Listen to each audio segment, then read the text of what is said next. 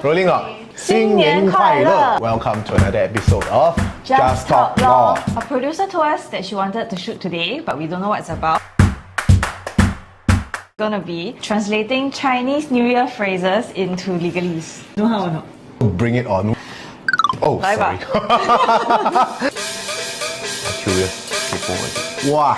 财源广进. Translate.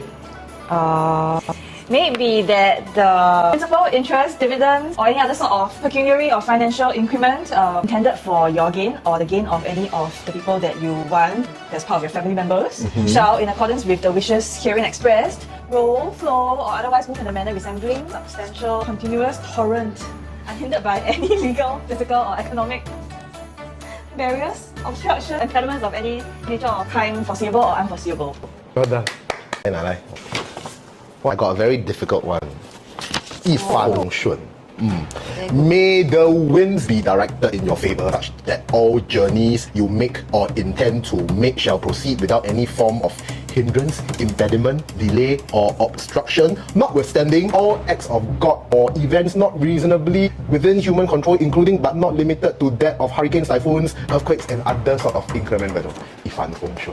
What Why do lawyers actually talk like that? Because I mean, it's so many words that don't really make any sense to anybody.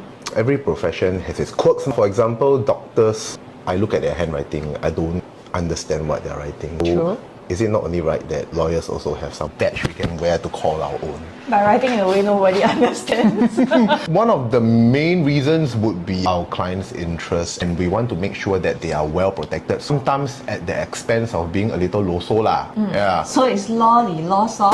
A bit lah, but you know, we actually wanted to use that as the name of our podcast, but our producer said it's a bit cheap sounding. We tend to use a lot of like double words, what we call legal doublets, right? Cease and desist. Okay, cease and desist. One might think that they mean the same thing. Why say desist when you already say cease?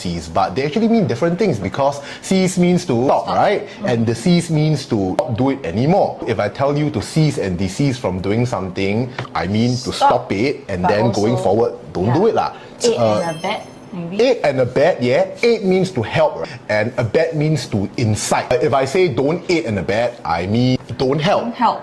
And don't procure somebody to do that same thing. Null and void, very, very common. Now it doesn't exist, there's none of it. And then void, I guess, is invalid. Since you do a lot of probate and wills, what is give and bequeath?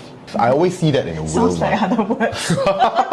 So give is essentially to give something to you, but to bequeath is leaving something behind within the will. Like giving something to someone. Oh, give means I give Actually, you, but bequeath is I die already then I give you. Yeah. Oh. Yeah. Okay. Reasons why we write and communicate the way we do. A lot of it is history, precedents, things like that. So when people pass you a document that's already in existence and there's nothing really wrong with it, it's like if it ain't broke, then don't fix it. My fellow lawyers are going to hate me for saying this, but when we get asked to draft a contract, we don't usually draft it from scratch. What we usually do is we look for samples, right? So if you are asking me to draft a sale and purchase agreement for pineapple tarts, I won't draft it from scratch. If I've done any sale and purchase agreements before, I will use that sample and adapt it lah. Lawyers are very ironic creatures, right? We want to be a bit low-so sometimes. We also want to be very quick and economical. 一针见血. Sometimes when I draft, I can't help but lapse into using Latin terms. Yeah, same. Inter alia, I use that one a lot. Inter alia means among other things. So for example, we have on this table, inter alia pineapple tarts, a plate, a knife and some handwritten Chinese New Year greetings, right? Quid pro quo. Tit for tat. You scratch my back, I scratch yours, right? I don't want to scratch. Caveat emptor. That one I like from like first year law school. Buyer beware. Buyer takes all the risk. IKEA, you always see the as is section, right? With the defects, right? So if you go in there and you buy something, then it's caveat emptor.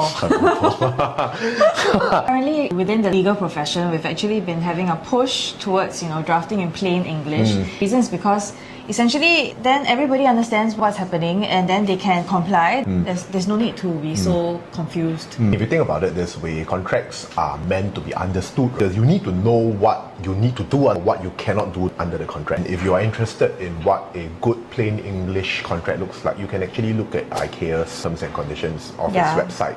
I've seen it and it's actually very clear. Yeah, it's actually very clear. Why we keep talking about IKEA today? But they never sponsor us. When you see another lawyer write to you in very convoluted or complex English, will you get irritated? Sabo. Yes, I will. Example, I always get emails that start with, we refer to the aforementioned letter, the contents would be abundantly clear to you. Can you just say, please see attachment? I will be quite annoyed because it's not necessary. Nobody talks like that, so why do you write like that? Hey, we make so many we haven't tried. A lot of people ask whether or not we sell, but main profession is lawyering. So based on your loyalty rate, how much are these pineapple tarts going to cost? Wow.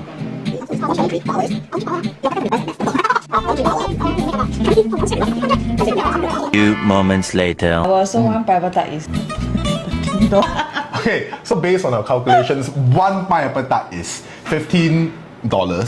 And in a tong like that, we can fit about what? 15? So 15 times 15 is small. Hey, producer, how about 15 times 15? Alright guys, we have reached the end of this episode, and in case we don't make another episode before Chinese New Year, here's wishing you 大吉大利，一帆风顺。财源广进 and 龙马精神。Huat So there were 17 in this, so 17 times 15.